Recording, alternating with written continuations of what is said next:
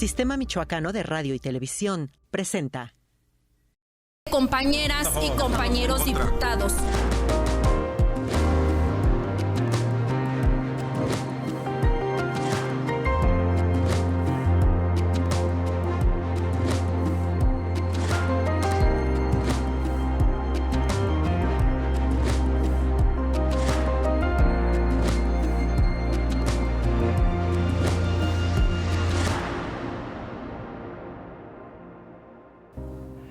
Hola, ¿qué tal? Es un gusto que nos acompañen aquí en Voces del Congreso a través del medio público del Estado de Michoacán y grato recibir el día de hoy al vicecoordinador del Grupo Parlamentario de Morena de la 65 legislatura de la Cámara de Diputados a nivel federal, exgobernador del Estado de Michoacán, un michoacano pues con una trayectoria política importante y al cual yo agradezco y le doy la más cordial de las bienvenidas. Diputado, bienvenido, gracias por acompañarnos. Gracias, Eric, por invitarme aquí al Sistema Michoacano de Radio y Televisión, una institución muy querida por muchos de nosotros, y venir a Voces del Congreso más. Te quiero recordar que el Sistema Michoacano de Radio y Televisión se creó cuando Cuauhtémoc Cárdenas era gobernador de Michoacán, y por eso le tenemos muchos un gran aprecio. Y me da gusto que lo veo renovado, que está logrando transmitir a las michoacanas y a los michoacanos pues la esencia de lo que debe ser el desarrollo con justicia social en Michoacán. Gracias por la invitación. Diputado, para iniciar esta conversación, ¿quién es? ¿Quién es Leonel Godoy Rangel? Bueno, yo soy originario de Lázaro Cárdenas, de la costa michoacana. Soy de los pocos que soy cuarta generación nacido ahí. La mayoría pues, era un pueblo no costero, porque Lázaro Cárdenas, cuando era Melchor Ocampo, se fundó a la orilla del río Balsas, no a la orilla del mar. Por eso tu casa, la casa de ustedes, está a 4 kilómetros del mar. Nosotros hay poblados sobre la costa, pero la cabecera municipal está sobre el río Balsas. Ese municipio ahorita sin duda es el principal apalancador de la economía del estado, y eso nos llena de orgullo, de satisfacción, aunque hay que cuidarlo mucho en el medio ambiente, en la justicia social, y que las empresas que llegan ahí, que siguen llegando, pues apuntalen el desarrollo del municipio. ¿Cómo llega al mundo de la política? En el gobierno de Cuauhtémoc Cárdenas. Yo acabo de terminar mis posgrados en la UNAM y me invitó Javier Obando Hernández, que un compañero de la Facultad de Derecho. Yo conocí al ingeniero Cárdenas en Lázaro Cárdenas, porque él fue director de Fidelac, un fideicomiso que se creó para el desarrollo justo social de Lázaro Cárdenas, para que no solo crecieran las empresas, sino que creciera también el pueblo. Y ellos me invitaron, e inicié en el gobierno de Cuauhtémoc Cárdenas, primero como lo que es ahora consejero jurídico, que era director jurídico en aquellos años, luego como su procurador y luego como secretario de gobierno en los 6 años de Cuauhtémoc Cárdenas, y me uní con él a la corriente democrática. Yo nunca pertenecí al PRI, yo siempre fui de izquierda toda la vida, tanto en la preparatoria como en mis años de estudiantes aquí en la Michoacana, que por cierto acaba de morir un gran compañero que se llamaba Ramiro Gómez, que fue detenido en esas épocas, eran cuando las guerrillas estaban en auge, y la Universidad Michoacana aportó algunas organizaciones guerrilleras, y Ramiro Gómez fue de los jóvenes detenidos en esos años negros, y en Lecumberri fue torturado brutalmente y lo dejaron en libertad cuando salieron la mayoría, y él salió muy dañado y ya nunca se recuperó. Él era de San Lucas y murió en Ciudad Altamirano, acaba de morir hace un mes aproximadamente, y es justo esa mi época de estudiante, por eso pues yo nunca pertenecí al PRI, sí abracé la lucha por la democracia de Cuauhtémoc Cárdenas y en eso estamos. Ahora creo que hemos llegado ahora con Andrés Manuel López Obrador para instalar un nuevo modelo que le llama humanista, que simplemente yo diría que es antineoliberal, donde buscamos principalmente separar la política de la economía, que se acaben los privilegios, la corrupción, que la inseguridad la combatamos, sí, en sus efectos, los crímenes brutales tienen que ser castigados, la delincuencia tiene que ser perseguida, pero nos interesan también las causas de la inseguridad, que son la pobreza, la falta de oportunidades de empleo y de educación. Y en esa lucha acompañamos a Andrés Manuel y acompañamos también a Morena. Yo ya milito desde el 17 en Morena, como nuestro partido político, y abrazo con gran convicción la Cuarta Transformación, porque es la continuidad de todas estas luchas, el hilo conductor de todas estas luchas que tenemos desde que yo era estudiante, y estoy muy agradecido con la vida que nos dio la oportunidad a muchos de lograr el propósito de ver a una gente de izquierda en la presidencia de la República, como es el caso de Andrés Manuel López Obrador, y vamos a continuar con él. Doctor, hablando de estos cambios, este fin de semana se vive un momento también de cambio, de hegemonía. Hablamos en particular del Estado de México, un proceso donde, bueno, la ciudadanía se manifiesta en las urnas y después de muchos años llega o sale el PRI del poder. Habrá que esperar desde luego los tiempos, pero ¿qué opinión le merece este proceso que se vive en el Estado de México, dando continuidad a esto que menciona, el tema de luchas, el tema de transformaciones, el tema de la 4T? Bueno, la primera lección para nuestro movimiento la recibimos ayer. Unidos ganamos el Estado de México, el estado más poblado, más importante del país. Ya gobernamos 90 millones de mexicanos, tenemos 22 gobiernos estatales y con aliado en San Luis Potosí tenemos 23. La oposición ya solo tiene 9, de esos solo 2 el PRI, 5 el PAN y 2 Movimiento Ciudadano. Pero también se vio que si nos dividimos, como ocurrió en Coahuila, podemos perder la elección.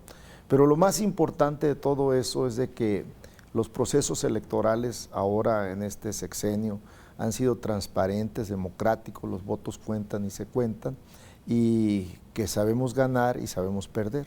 Anoche mismo nuestro candidato en Coahuila aceptó el resultado, como también lo aceptó Alejandra del Moral en el Estado de México. Eso es a lo que aspiramos en el fondo, tener una democracia pacífica, que no viva los años turbulentos de represión que a nosotros nos tocó vivir en diferentes etapas en mi época de estudiante, como comenté el caso de Ramiro Gómez, al que lo menciono para rendirle un brevísimo y pequeño homenaje en esta entrevista, y la época de la represión cuando fuimos PRD, que tuvimos más de 500 asesinados, entre ellos ese amigo que me incorporó al movimiento cardenista, que era Javier Obando Hernández, un gran amigo, un gran luchador, un político brillante, que fue asesinado cobardemente el 2 de julio de 1988. Entonces, esto que ocurrió ayer es como quisiéramos que fueran las elecciones siempre, que perdamos o ganemos en elecciones libres, transparentes, pacíficas.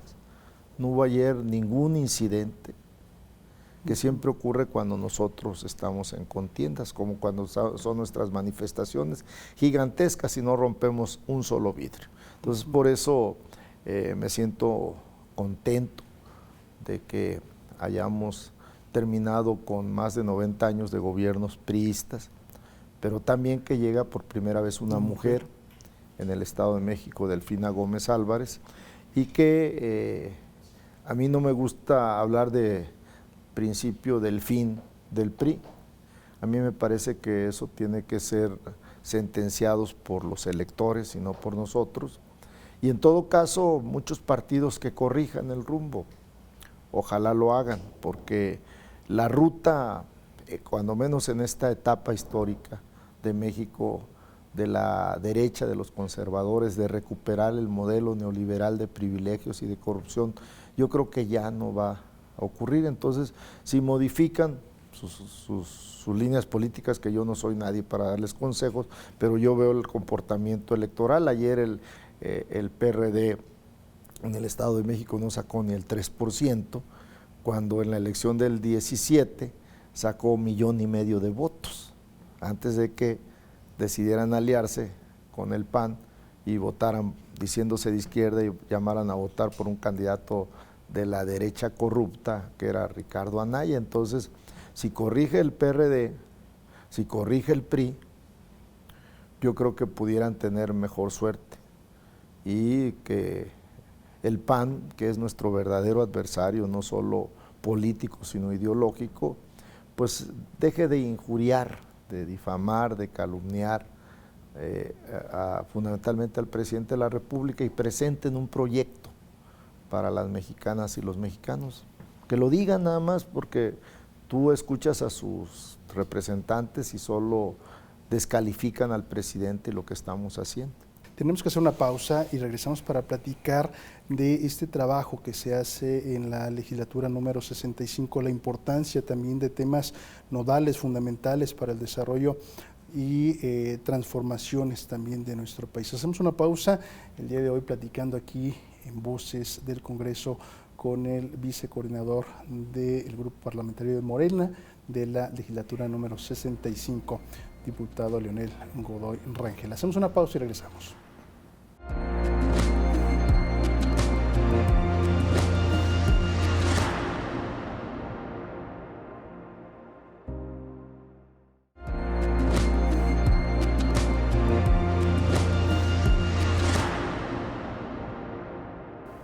Gracias por continuar con nosotros en Voces del Congreso. El día de hoy, platicando con el diputado Leonel Godoy Rangel. Diputado, el tema de la aprobación de un presupuesto siempre es fundamental para el desarrollo de las actividades de nuestro país. Esta propuesta del Ejecutivo, bueno, la discusión que se tiene que dar, ¿qué se busca cuando se aprueba un presupuesto? ¿Cuál es la importancia de este ejercicio? Bueno, la Cámara de Diputados del Congreso de la Unión, de acuerdo al mandato constitucional, es la única responsable de la aprobación del presupuesto de egresos de la Federación de cada año. Este va a ser el último que nos toca aprobar como 65ª legislatura, y esa aprobación va a ser fundamental para el desarrollo del país, para los programas sociales, para la educación, para la salud, para el apoyo a los estados, para el combate a la inseguridad, donde pues vamos a esperar que se presente a inicios de septiembre. El periodo ordinario de sesiones inicia nuevamente el 1 de septiembre, y estamos convencidos de que va a venir, como siempre, un proyecto con el concepto claro de Andrés Manuel López Obrador: cómo crear riqueza y cómo distribuirla con justicia. Y eso es lo que busca siempre el presupuesto de egresos de la Federación, que será el que aprobemos en noviembre del 2024, y que va a seguir siendo encaminado a que haya justicia social en el país, proteger a los sectores más vulnerables, apalancar la inversión en general sobre la base de la inversión pública. Hemos recuperado poco a poco la rectoría de la economía en el país, todo lo que está haciendo el presidente en materia energética y en materia de obras públicas, de grandes obras públicas, es con esta finalidad de que el principal impulsor del desarrollo económico y social de México sea el Estado mexicano, que debe de asumir su papel de protector principalmente de los grandes sectores más desfavorecidos. Por eso siempre ese presupuesto está pensado por el bien de todos, primero los pobres, y así esperamos que sea el de este periodo ordinario de sesiones que inicia el 1 de septiembre. Doctor, ese sería el reto mayúsculo que tiene el país. Desde luego hay muchos desafíos en el que cuenta, pero el tema de la distribución de la riqueza, el tema de acortar estas brechas que hay, medianas, largas o grandes brechas que hay, diferencias sociales, es el punto fundamental, el gran desafío que tiene México. Bueno, sigue siendo el país con 36 años de saqueo, de entregar la riqueza nacional a unos cuantos, de la corrupción, del cáncer, de la inseguridad, pues no ha sido un camino fácil que en un sexenio se pueda terminar de reconstruir el país. Y luego se nos atravesó la pandemia, que no solo a México, sino al mundo le afectó económicamente. En vez de crecer, decrecimos, pero ya este año y este primer trimestre, el Banco de México anunció un crecimiento del 4%. Eso significa una recuperación plena económica. Y en el presupuesto el presidente pues está pensando en varios factores que los ha estado desarrollando. El más importante para mí es el aumento al salario mínimo. Ha crecido 90% el salario mínimo a partir del 18, cuando antes iba decreciendo. Desde 1982 el salario mínimo fue perdiendo poder adquisitivo, porque siempre iba atrás de la inflación. Y a partir del primer año que le tocó al presidente apoyar a la Comisión Nacional de Salarios Mínimos, ha sido siempre aumentando este salario, que todavía le falta mucho, pero el aumento de este año pues hay que valorarlo como es. Un 15% fue el aumento del salario mínimo. Y no se diga en el norte el salario mínimo todavía es doble de tamaño al que tenemos en el resto del país. Entonces yo creo que el presidente, a través de los programas sociales, a través de la obra pública, a través del salario, a través de la salud, de la educación, públicas ambas, busca que se distribuya esta riqueza que se está nuevamente acelerando. El desempleo es el más bajo de la OCDE, es sin duda uno de los más bajos del mundo, y en este momento, y la apreciación del peso ante el dólar pues está en un momento que no existía ni siquiera precedente. Quizá desde el desarrollo estabilizador de los 50, 60, no habíamos tenido la estabilidad y el poder del peso ante el dólar, por eso le llaman el superpeso a nivel mundial. Entonces vemos muchos factores económicos y sociales de este gobierno que, más allá de las diatribas, más allá de las mentiras que dicen nuestros adversarios, que por eso no crecen, hay signos, números que ayudan a que la percepción de la gente sea a favor de nuestro movimiento, y por eso hoy Andrés Manuel amaneció con una aprobación de casi el 65%, muy lejos del 53% que tenía cuando ganó en julio del 18. Y que bueno, también ya está en la parte final, ¿no? Históricamente el tema de las estadísticas en este punto en particular no se presentaban estos números. Sí, así es. Sino que eran al contrario, ¿no? De manera decreciente. El tema de la seguridad es un trabajo que también dentro de la Cámara se ha abordado, se ha trabajado el tema de la participación del Ejército Mexicano en tareas, desde luego, de seguridad. Es un punto que pues ha entrado en discusión y que también, bueno, es un tema que llama la atención en nuestro país. Bueno, ahí es justo otro de los puntos que evidencian a la oposición. Hablar de militarizar el país no solo es un exceso, sino una mentira. Cuando yo fui gobernador, el último secretario de Seguridad Pública que tuve fue un general de división. Y nadie dijo en Michoacán que yo había militarizado a la policía preventiva.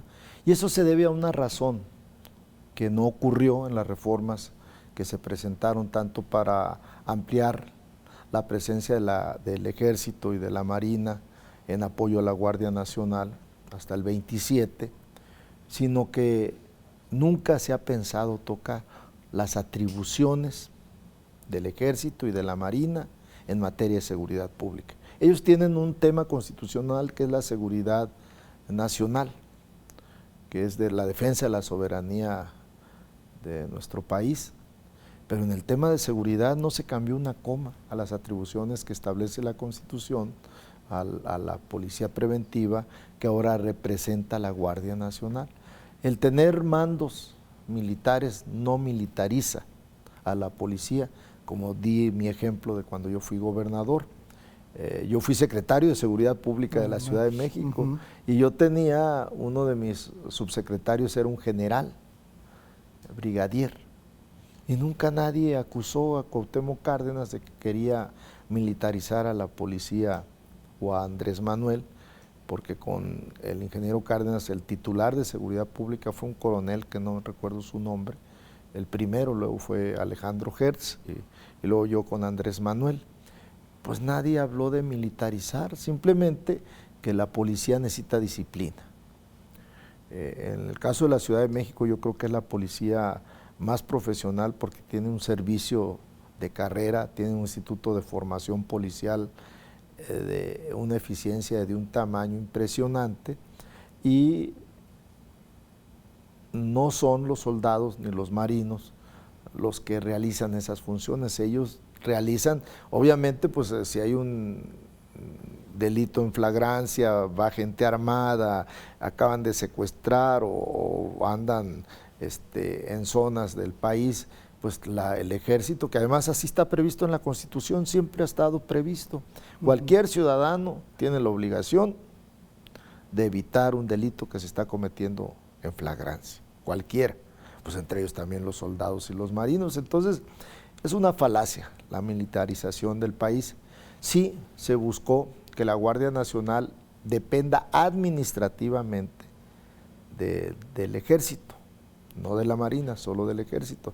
Es más, no del Ejército, de lo que se llama la Secretaría de la Defensa Nacional, que es una dependencia como la Secretaría de Economía del Gobierno Federal. Entonces, no se ha tocado ninguna de las atribuciones que en materia de seguridad pública le corresponde, en este caso, a la Guardia Nacional. Doctor, tenemos que hacer una pausa, regresamos para abordar también el tema, será importante escucharle el tema del INE, los consejeros en este sentido, y también qué es lo que se propone también con reformas en materia electoral, ¿le parece? Hacemos una pausa, regresamos aquí a Voces del Congreso.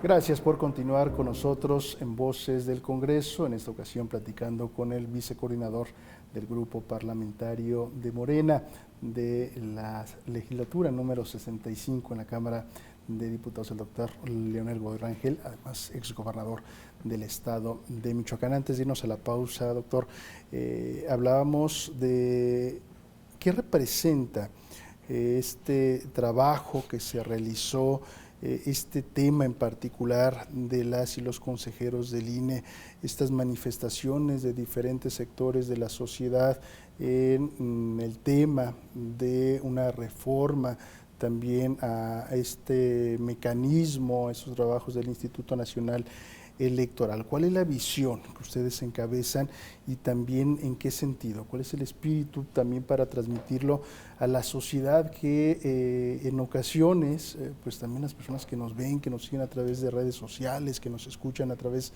de la radio, es importante conocer a profundidad estos temas?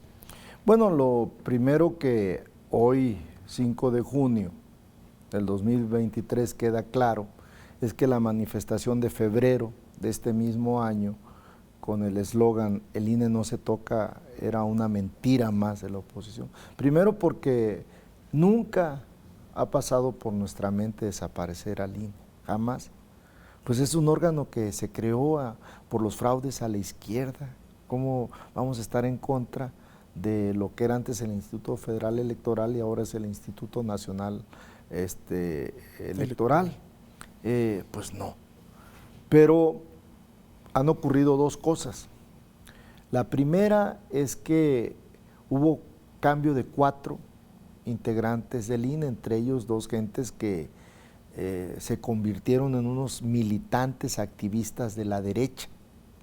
Eran los principales voceros de Claudio X González y de la Alianza por México, Lorenzo Córdoba y Ciro Murayama. Hubo el cambio y la nueva titular simplemente decidió 2 cosas contra las que estos señores lucharon. La primera es tener el salario menor al del presidente de la República. La segunda, garantizar que con plan B o sin plan B va a haber elecciones legales, pacíficas en el 24, y lo demostró con estas elecciones de ahora, porque el INE, nadie lo dice, en el 14, un presidente que ganó con 3 puntos de ventaja, Enrique Peña Nieto, reformó profundamente al Instituto Federal Electoral, IFE, y lo convirtió en el INE. Y entre otras cosas, le dio atribuciones centralistas. Ya los órganos electorales estatales, ya sus atribuciones son muy menguadas. Y por eso en la elección de ayer, el papel preponderante lo tuvo el INE a través, y la presidenta estuvo saliendo a informar de la instalación de casillas, de la paz y estabilidad que había en Coahuila y en el Estado de México. Entonces, el INE como tal, como todas las instituciones, es mentira, como dicen ahora, por cierto, de la Suprema Corte de Justicia de la Nación, que no se toca. No, la Constitución obliga a un procedimiento constitucional para reformar la propia Carta Magna y tocar el órgano que sea, al Ejecutivo, al Legislativo, al Judicial, a los órganos autónomos. Se pueden y se deben de estar tocando constantemente. Los órganos autónomos creados, dizque para combatir la corrupción y que hubiera más información y más transparencia, pues no han cumplido ese papel, no lo cumplieron, nunca vieron la corrupción de arriba. Siempre combatieron a corruptos de mediano o de mediano pelo, o como siempre contra los policías y contra los ministerios públicos, pero los grandes defraudadores, en primer lugar fiscales, nunca fueron tocados por esos órganos autónomos. Entonces tenemos derecho de revisar su papel, tenemos derecho de revisar el papel del propio Congreso de la Unión. En la propuesta que teníamos de reforma electoral se reducía de 500 a 300 diputados, de 128 a 94 senadores. A eso se reducía, 64, senadores, se reducía el tamaño de los congresos de los estados, de los cabildos, como una propuesta integral. No era cierto que esa reforma era solo para el INE, es una mentira, es más, era la menos importante. La más importante, esta que te estoy comentando, donde incluso se cambiaba el sistema del régimen parlamentario por uno sin representación proporcional o plurinominales, sino una lista nacional como hay en España y en otros países, que se vota por aquí la diferencia es que era por estados, que por cierto esa reforma le hubiera servido a partidos como el PRD, porque se acababa, se eliminaba el tope del 3% del registro. Eran los diputados que tú obtuvieras en tu lista estatal. Y por ejemplo, el PRD en el próximo año, si pierde el registro, no va a tener diputados federales. En cambio, en la lista estatales que se iban a integrar, pues donde tuviera cierta fuerza y entrara de acuerdo, si son 10 y pues se reparte entre los partidos que alcancen esos 10 diputados, ¿no? Entonces, los partidos que se opusieron a esta reforma electoral le dieron un sesgo político, creyendo que lo más importante, y si era cierto, lo más atractivo que había era la defensa, entre comillas, del INE. Nunca hubieran salido en sus banderas a decir que los plurinominales no se tocan, por ejemplo, ¿no? Y claro que se tocaban, se desaparecían, pero eso no lo dijeron porque eso no vende.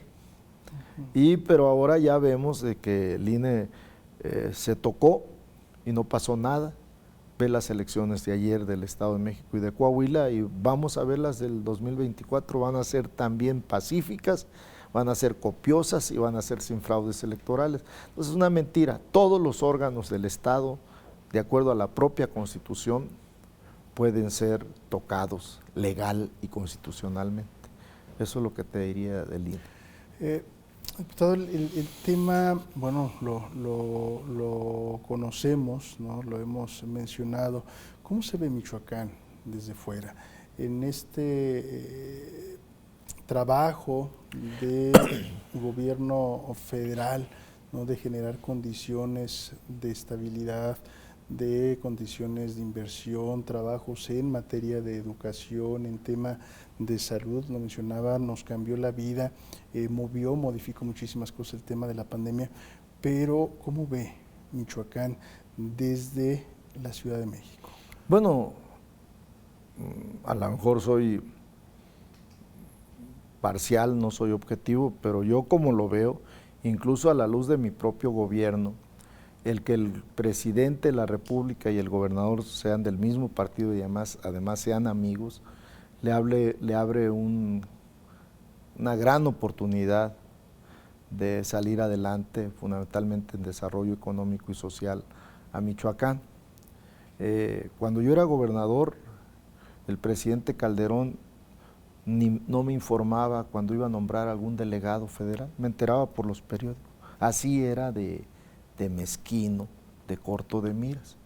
Cuando mandaba el ejército, un día amanecí con la noticia que habían llegado 5,000 soldados a Michoacán, tampoco me informaba.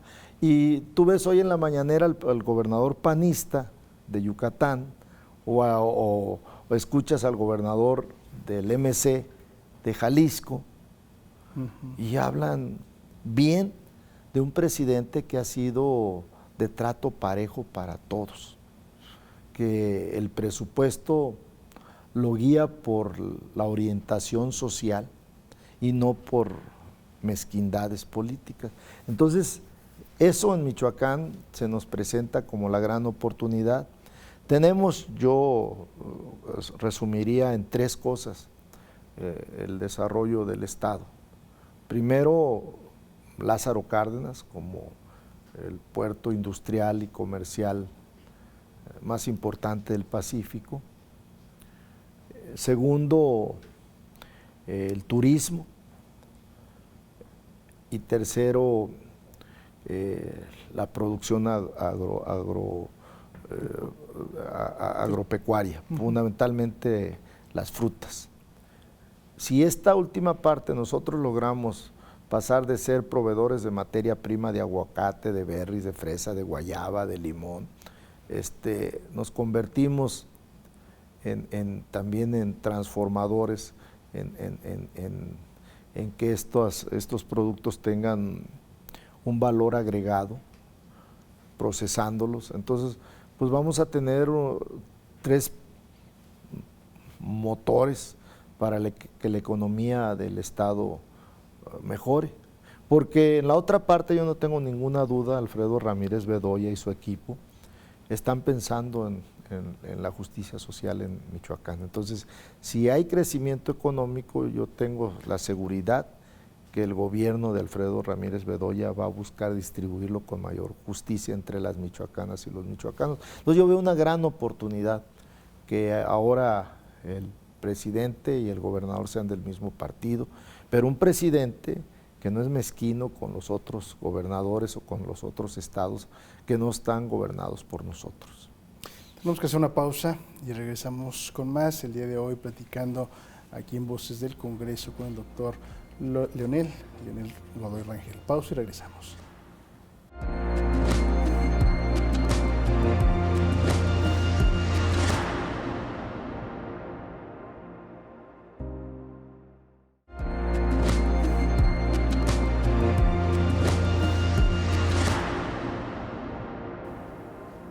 Gracias por continuar con nosotros y en este cierre de Voces del Congreso, el día de hoy platicando con el diputado Leonel Godoy Rangel.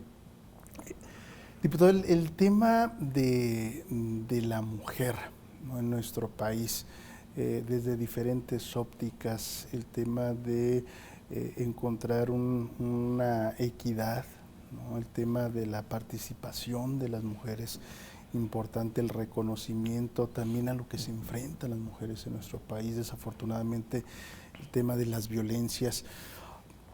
¿Qué se debe de hacer? ¿Qué se está haciendo? ¿Qué se puede hacer desde las personas que toman decisiones, desde los congresos locales, de la Cámara de Diputados, desde la sociedad misma, de todos quienes integramos? ¿Cuáles son los retos, los grandes desafíos que se tienen en este sentido relacionado con las mujeres de nuestro país? Bueno, yo creo que lo primero es emparejar el piso.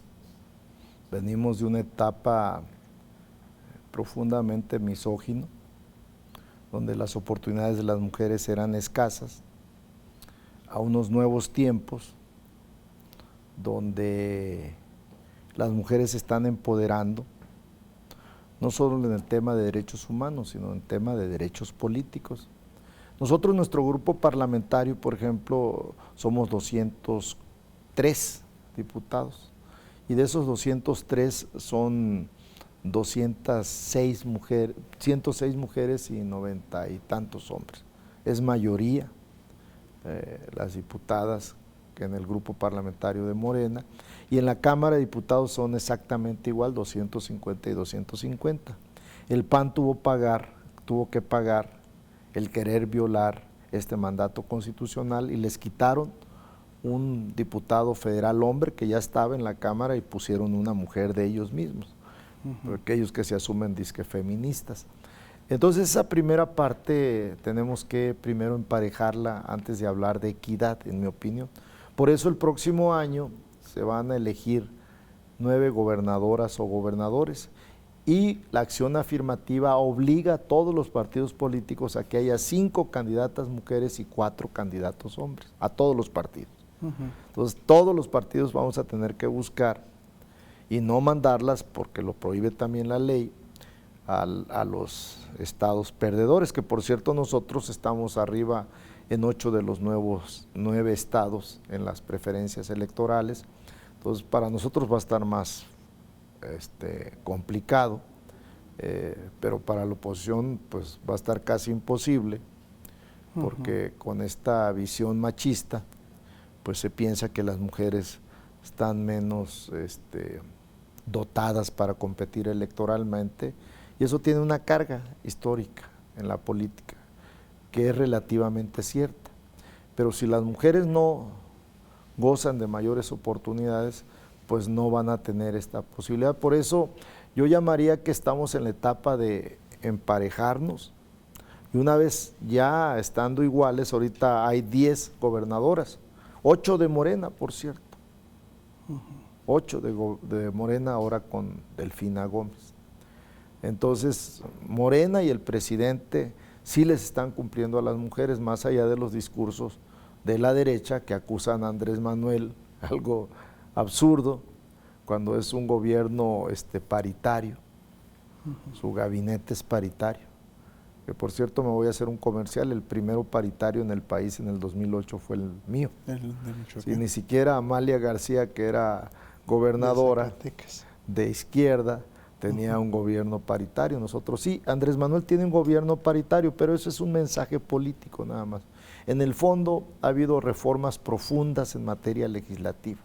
La última, la aprobación de la ley de 3 de 3, donde se prohíbe que compitan a cargos de elección popular a los violentadores y a los deudores alimentarios. Así de claro. Si eres deudor alimentario, no vas a poder ser candidato, salvo que le hagas como cuando eres miembro de un partido y te exige la cuota, te actualizas cuando te vas a registrar. Entonces aquí si alguien quiere competir, debe de pagar la obligación que tiene de ayudar a la manutención de los hijos. Y segundo, no tener ningún proceso, ninguna sentencia por delitos de violencia contra las mujeres. Entonces, estos son, bueno, y obviamente no tener antecedentes violentadores. Estas 3 medidas, más otras que hemos incrementado los delitos de violencia de género contra las mujeres, estas acciones afirmativas que están previstas en las leyes, pues también sustentan legalmente esta decisión de Morena y del presidente de que la cancha se empareje y que entonces sí hablemos de equidad de género cuando las mujeres estén en igualdad de circunstancias. Por ejemplo, que ya haya 16 gobernadoras y 16 gobernadores, por ejemplo. El tema de la migración, hablar desde luego Michoacán, este fenómeno del número de michoacanos que existen en los Estados Unidos, pero bueno, que también México se ha convertido en este trayecto de seres humanos, ¿no?, para llegar a los Estados Unidos. El tema de la migración es un tema también que se trabaja, que preocupa para esta legislatura número 65. Bueno, la migración, desgraciadamente, igual que el crimen organizado, son fenómenos, son cánceres mundiales. Y el tema de la migración nunca se va a resolver si se ve desde la perspectiva nacional, se tiene que ver desde la perspectiva global, porque además ocurre en otros países del mundo. Hay que recordar que la canciller Merkel un día declaró, cuando a tantos ahogados había ahí en el Mediterráneo, que había puertas abiertas en Alemania para todos los migrantes. Pero como es un fenómeno del neoliberalismo que ha lanzado a la pobreza extrema a millones de habitantes del mundo, pues tuvo un día que echarse para atrás y declarar que ya no podían más. Entonces, nosotros, que somos el corredor natural peninsular para llegar a los Estados Unidos, pues estamos ante un gravísimo problema, un fenómeno mundial doloroso y que de difícil solución, pero que yo creo que con una visión humanista, con encontrar algunas soluciones. Algunos dicen que Andrés Manuel piensa en el sur-sureste porque él es de allá. Sí es cierto, y además falta darle a esa zona del país las mismas oportunidades de desarrollo que tienen el norte y el centro, sin duda, porque es la proveedora de las materias primas y del agua para México, sin duda, pero también hay otra razón, que es justo, no sé si te comenté ahorita en la entrevista que estuve en Yucatán, y ese gobernador, bueno, el gobierno, igual que en Tabasco, igual que en Quintana Roo, ya tienen lo que se llama empleo pleno. ¿Qué significa eso? Que no hay un solo desempleado. Entonces, ¿qué es lo que van a tener, qué están haciendo ya? Buscar mano de obra de otros estados o de los centroamericanos que están llegando al sur-sureste. Entonces, puede convertirse en una gran reserva, un santuario natural de los migrantes, el sureste del país, donde esa gente que huye del hambre, de la miseria y de la inseguridad de sus países, llega o quiere irse a Estados Unidos para encontrar mejores condiciones de vida. Eso es lo que quieren trabajar. Bueno, pues a mí me parece que el desarrollo del sur-sureste va a ser un colchón que hará que muchos no sigan hacia el norte, sean pocos, y además con esa énfasis o ese énfasis que está haciendo el presidente de pedirle al gobierno norteamericano y poniendo el ejemplo de ayudar a generar fuentes de trabajo en esos países, pues podemos tener una mitigación. Pero yo estoy escéptico mientras el modelo neoliberal sigue imperando en la mayor parte del mundo, a pesar de que ya está en decadencia, sigue siendo mayoritario y que sigue expulsando tantos y tantos pobres. O sea, algunos países que tienen una visión de justicia social aporten parte de su riqueza nacional para mitigar esa expresión de la pobreza y de la marginación que es la migración, y que en esos países de donde salen expulsados los grandes empresarios sigan depredando el patrimonio de esas naciones. Entonces tienen que buscar muchos equilibrios, pero de entrada yo veo en este gobierno una intención seria y que tiene más sentido económico, con oportunidades de empleo en el sur-sureste, porque hay 3 estados que ya tienen esa condición de 0 desempleo, por eso se llaman de empleo pleno: Tabasco, Quintana Roo y Yucatán. Y si eso se logra, el transísmico por eso se ha convertido en la gran obsesión ahora del presidente, después de que el Tren Maya se vaya a inaugurar en los próximos meses, y que van a haber muchas mexicanas y mexicanos lo que es el Tren Maya. Es una maravilla. Ojalá, bueno, estoy seguro que muchos, en cuanto se inaugure, van a ir a recorrerlo. Y como por cierto con el AIFA, con el Aeropuerto Internacional Felipe Ángeles, que los que han ido se han dado cuenta de la maravilla tecnológica que es el Aeropuerto Internacional Felipe Ángeles, y eso va a ocurrir con el Tren Maya, y eso va a ocurrir con esa zona del país que va a mitigar la pobreza no solo de las mexicanas y de los mexicanos de ahí, sino de los centroamericanos fundamentalmente, que busquen por ahí llegar hasta Estados Unidos. Somos un corredor natural hacia Estados Unidos y eso nos trae muchas dificultades, pero al mismo tiempo pues tenemos oportunidades con un gobierno que tiene visión de justicia social. Doctor, para ir cerrando, y no quiero dejar pasar esta oportunidad, al inicio de esta conversación hablaba de la unidad en Morena, ¿no?, para alcanzar objetivos. Hablaba de el 2024. Yo le pregunto, ¿habrá unidad de Morena en este proceso para esta elección del 2024 del gobierno federal?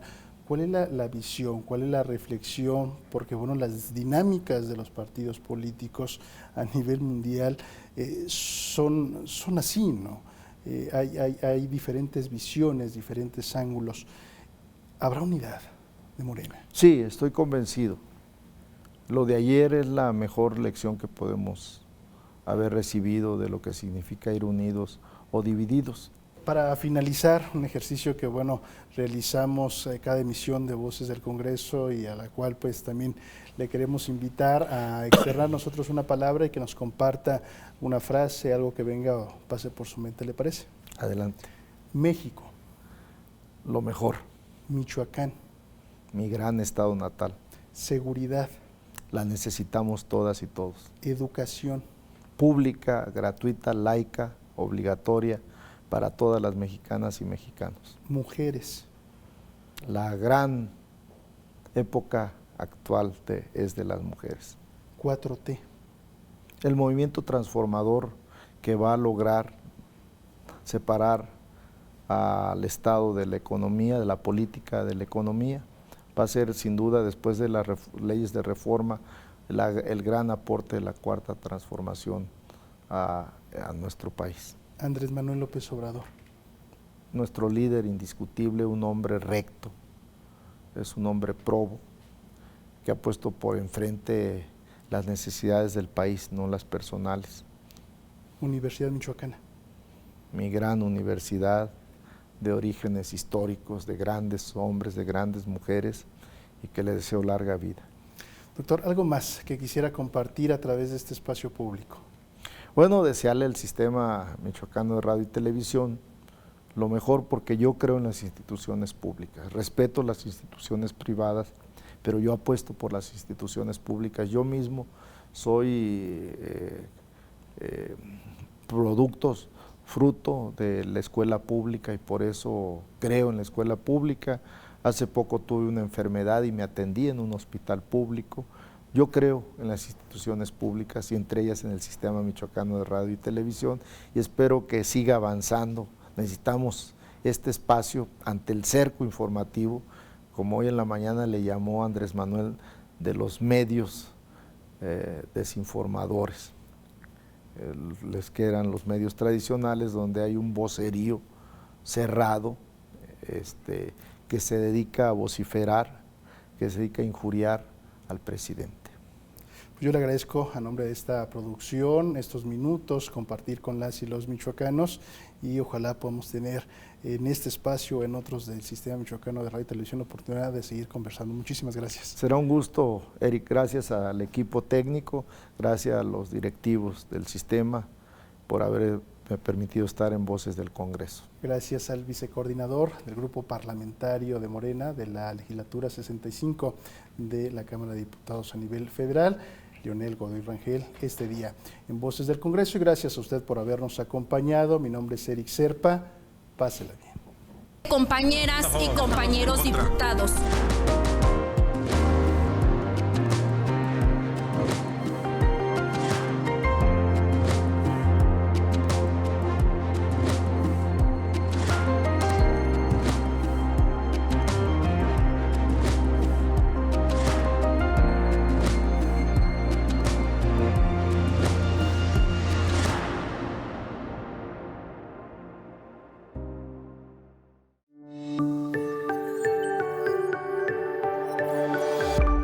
Sistema Michoacano de Radio y Televisión presentó